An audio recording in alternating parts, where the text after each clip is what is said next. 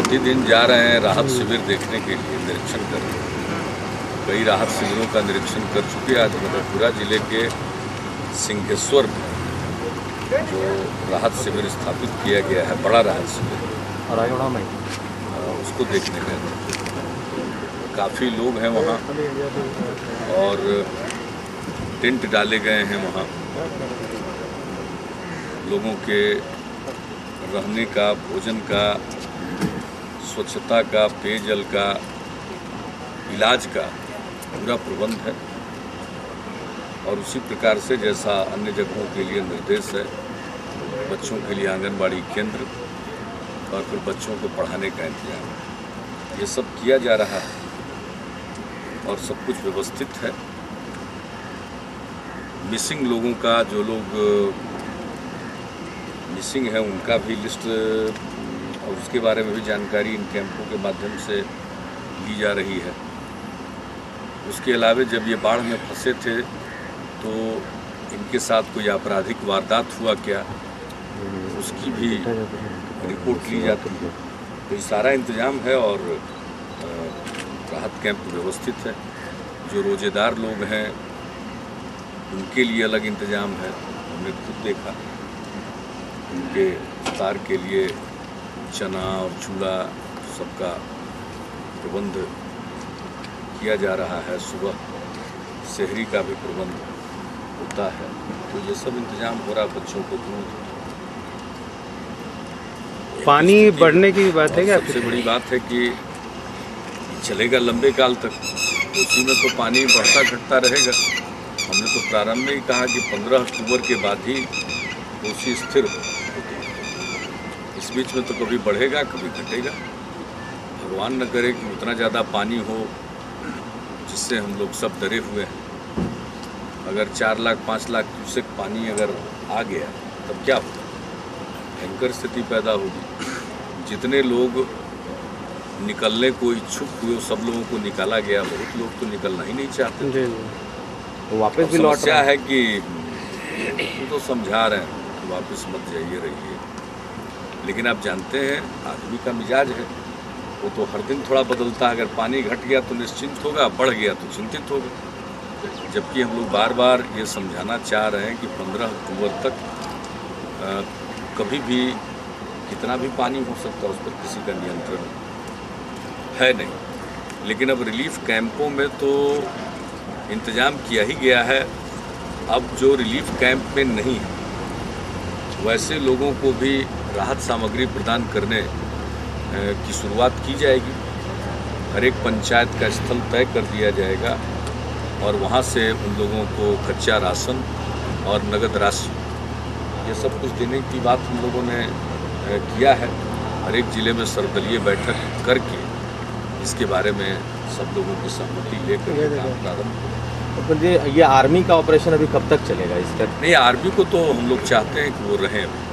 कम से कम हम चाहेंगे कि 15 अक्टूबर तक वो रहें और पूरा रेडीनेस में रहे। हमने कहा कि कंटिजेंसी प्लान बनाकर रखना चाहिए, क्योंकि अगर मान लीजिए बहुत लोग नहीं मानते और पानी बहुत आ गया तो वैसी स्थिति के लिए भी कंटिजेंसी प्लान रहना चाहिए। इसके लिए ज़रूरी है कि जितने नाव हमारे पास, चाहे राज्य के विभिन्न जिलों से वहाँ लगाए गए या सेना के, सशस्त्र बल के, या फिर जो नेशनल डिजास्टर रिस्पांस फोर्स का, या अलग अलग कुछ राज्यों से भी आया नेशनल डिजास्टर मैनेजमेंट अथॉरिटी के माध्यम से, या सीधे भी आया, तो हम लोग तो चाहते हैं कि सब लोग रहें कि हर सूरत में। और दूसरी बात है कि डिफ़िकल्ट एरिया है, वहाँ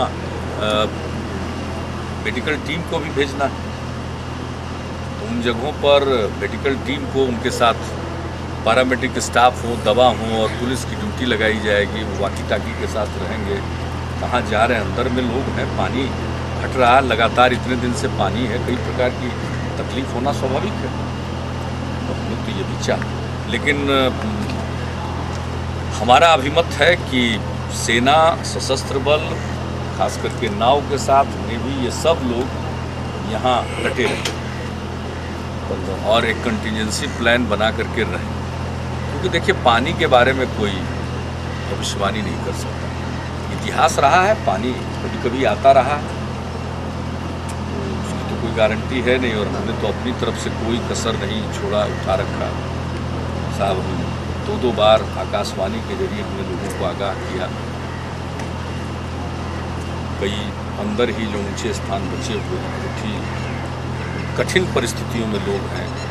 अब जो हेलीकॉप्टर से फूड पैकेट गिराया जाता था, तो अब किसी की दिलचस्पी हेलीकॉप्टर से गिराए जा रहे खाद्य सामग्री में नहीं है, तो उनको अब खाना बनाकर खाने की इच्छा है, तो उसके लिए तो इंतज़ाम करना होगा, और वो इंतज़ाम हम लोग कर रहे हैं। लेकिन कुछ जिलों में सर्वदलीय जो निगरानी और अनुश्रवण समिति उसकी बैठक हो गई है, काश जिले में होने वाली है, तो जानकारी हासिल की, और फिर उनको हर एक पंचायत को एक स्थान से जोड़ करके लिस्ट वगैरह बनकर तैयार है, उस हिसाब से उनको कच्चा राशन और नगद राशि ये सब प्रदान की जाएगी। तटबंध की मरम्मत के लिए क्या बर्तन के लिए भी देंगे, ये सब राशि भी देंगे।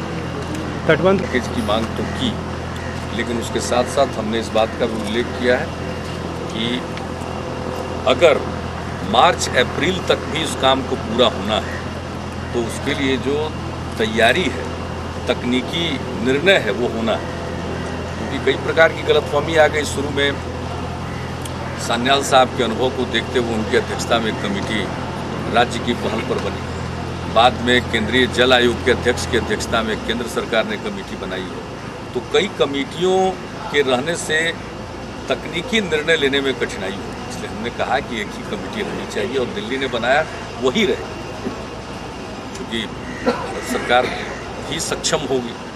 आखिरकार नेपाल में है ये स्थान, और उसके लिए साधन की भी बहुत ज़रूरत होगी। जो एक रफ आकलन किया है वो हमने बता दिया था पिछली बार भी, प्रधानमंत्री जी को हमने पत्र सौंपा था 27 अगस्त को, और कल भी जो सौंपा है जो है रफ आकलन। फिर इसमें ये भी तय करना है कि करेगा कौन। परंपरागत रूप से राज्य सरकार करती रही है, केंद्र सरकार की एजेंसी काम करे तो और अच्छा है, हम लोगों को लगता है बड़ा काम, तो सारी तैयारी करनी पड़ेगी। एक तो तकनीकी निर्णय कि क्या क्या करना है, और दूसरा किसको करना, कैसे करना। ये विषय ऐसे हैं जिसके बारे में जल्दी फैसला करना चाहिए, क्योंकि मेरी समझ से तटबंध जो टूट गया है उसको दुरुस्त करना, ब्रिज जो हो गया उसको क्लोज करना, ब्रिज क्लोजर का काम बहुत ज़रूरी है। इसलिए हमने कल माननीय प्रधानमंत्री जी से कहा है, इसके बारे में कोई गलतफहमी नहीं रहनी चाहिए, और अलग अलग जो कमेटियां और अलग अलग बात होती रहती है वो अच्छा हो। प्रधानमंत्री कार्यालय में इसके लिए एक बैठक बुला करके उसको कोऑर्डिनेट कर दिया जाए, समन्वय स्थापित किया जाए। हमने आग्रह किया, उन्होंने कहा अपने बात करे तो उसने अपने अधिकारी को, कार्यालय के अधिकारी को कहा। तो हम तो उम्मीद कर रहे हैं कि वो जल्दी हो जाए, ताकि ये जो पत्राचार होता रहता है, हर बार यहाँ से दिल्ली पत्र जा रहा है, दिल्ली से यहाँ कोई पत्र आ रहा है, और इसी प्रकार के पत्राचार में बात आ गई कि रिलीफ के पैसे से बांध बनवाइए। अरे अभी तो पता ही नहीं है कि बांध बनवाने में करना क्या क्या, और रिलीफ का पैसा है वो रिलीफ बांटने के लिए। हमारे पास CRF कैलेमिटी रिलीफ फंड में कोई पैसा नहीं था, बल्कि माइनस बैलेंस था। पिछले साल जो काम किया हम लोगों ने, उसके चलते जो पैसा मिलना चाहिए वो केंद्र से नहीं मिला, तो माइनस बैलेंस में थे। इसलिए हमने कहा तत्काल काम शुरू करने के लिए 1000 करोड़ चाहिए, सो मिला, तो काम हो रहा है। तो आखिरकार उस पैसे से कोई दूसरा काम तो संभव ही नहीं है। तो इस प्रकार की रोज़ रोज़ गलतफहमी पैदा होगी, इसलिए एक बार ये चीज़ सेटल होना चाहिए। पैसा कहाँ से आएगा, क्या काम होगा, कौन काम करेगा, ये सब में स्पष्टता होना बड़ा ज़रूरी है, वरना आरोप प्रत्यारोप चलता रहेगा, उसका तो कोई फ़ायदा है नहीं। इसलिए हमने, हमारी समझ से रिलीफ का काम चल रहा है, वो व्यवस्थित रीति से अब चल रहा है, ये सब ठीक हो जाएगा, इसमें कोई दिक्कत नहीं। लेकिन पुनर्निर्माण और पुनर्वास का काम तब तक नहीं हो पाएगा जब तक कि ब्रिज क्लोजर नहीं हो। और देखिए अभी जो लग रहा है कि मार्च अप्रैल तक कर पाएंगे, अगर तुरंत निर्णय हो जाए तब। अगर कुछ निर्णय नहीं हुआ, ये मामला टलता गया, तो फिर अगला मानसून आ जाएगा, तो आखिर कितने समय तक इस इलाके के लोग पीड़ा झेलते रहे। इसलिए निर्णय होना चाहिए, जिम्मेवारी की फेंका फेंकी नहीं होनी चाहिए, इस पर ठोस निर्णय होना चाहिए। अब थोड़ा थोड़ा जानकारी के आधार पर बहुत तरह की बातें कह दी जाती है, हम लोग सुनते सुनते अघा गए हैं ये सब बात। इसलिए अच्छा हमने कहा कि नहीं, ब्रिज क्लोजर होना चाहिए, ये तो सबसे ज़रूरी चीज़ है। तो कैसे होगा, तकनीकी लोग बताएंगे। कौन करेगा, इसका निर्धारण हो जाना चाहिए। जो होगा उसके सुपरविजन में एक्सपर्ट्स होने चाहिए। तो ये कमेटी या दूसरी कमेटी, ये सब अंतिम रूप से हो जाना चाहिए। और मैं समझता हूँ कि इसको 2-4 दिन के अंदर सेटल हो जाना चाहिए, नहीं तो बड़ा अनर्थ हो जाएगा। फिर पता नहीं, इसी उलझन में लोग रहेंगे, रोज़ फेंका फेंकी करते रहेंगे। वो पैसा के लिए वाटर रिसोर्सेज मिनिस्ट्री को लिखा जाएगा केंद्र सरकार में, तो गृह मंत्रालय को भेज देंगे रिलीफ से पैसा देने के लिए। वो कह देंगे कि 1000 करोड़ दिया हुआ है, पैसे तो काम नहीं चलेगा। और फिर अनावश्यक एक विवाद भी पैदा होता। हम विवाद नहीं चाहते, हम काम चाहते हैं। ये गलतफहमी आखिर हुई कैसे उस समय, पिछली बार जो समझ लीजिए गलतफहमी का कारण ये तो साफ है भाई। ये काम है वहाँ हुआ है, उसका तकनीकी पक्ष और उसका आर्थिक पक्ष, और किसके माध्यम से होगा।